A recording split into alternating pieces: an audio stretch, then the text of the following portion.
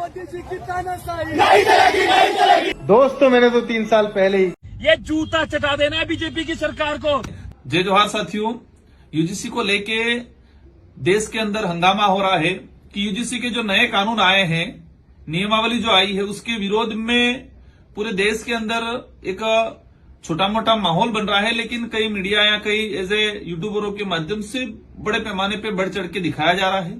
दूसरी ओर यूजीसी के जो नियम आए हैं उनके पक्ष में भी पूरे देश के अंदर सड़कों पे हो, सोशल मीडिया पे हो, आंदोलन चल रहे हैं।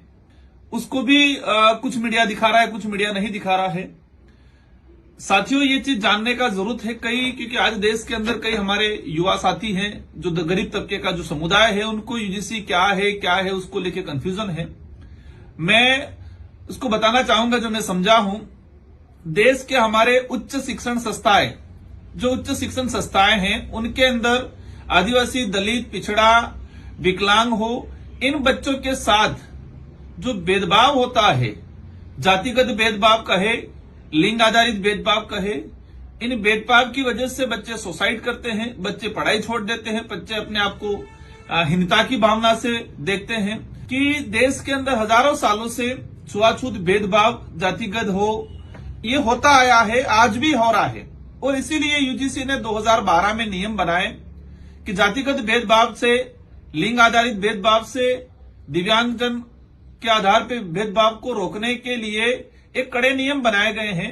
और इन नियमों के तहत जो शिक्षण संस्था है, उस शिक्षण संस्था की कमेटी बनाई है, समानता समिति के नाम से एक समिति बनाई गई है। उस समिति के तहत कोई अगर शिकायत आती है तो उसका निराकरण करना है, और जो पीड़ित है उसको न्याय दिलाना है, और जो कहे कि जो भेदभाव करने वाला जो व्यक्ति है उस पर कार्रवाई करने का प्रावधान है।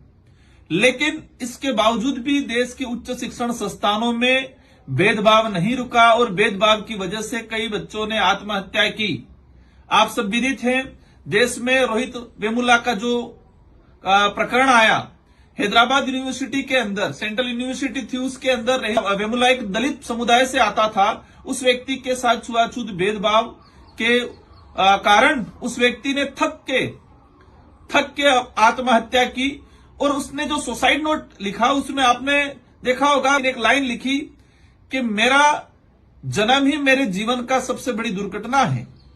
मतलब मेरा जन्म होना ही मेरे जीवन की सबसे बड़ी दुर्घटना है। मतलब ये फील करने लगा, उसको हमेशा फील कराया गया यूनिवर्सिटी में कि तुम दलित समुदाय से आते हो, तुम पिछड़े हो, तुम अछूत हो। इस व्यक्ति ने लाइन लिखी कि मेरा जन्म होना मेरे जीवन की सबसे बड़ी दुर्घटना है। इससे बड़ी बात और क्या हो सकती है। साथियों, उस व्यक्ति ने आत्महत्या की। ये पूरे देश के अंदर माहौल बना आदिवासी, दलित, पिछड़ों के अंदर कि छुआछूत भेदभाव रोक लिया जाए।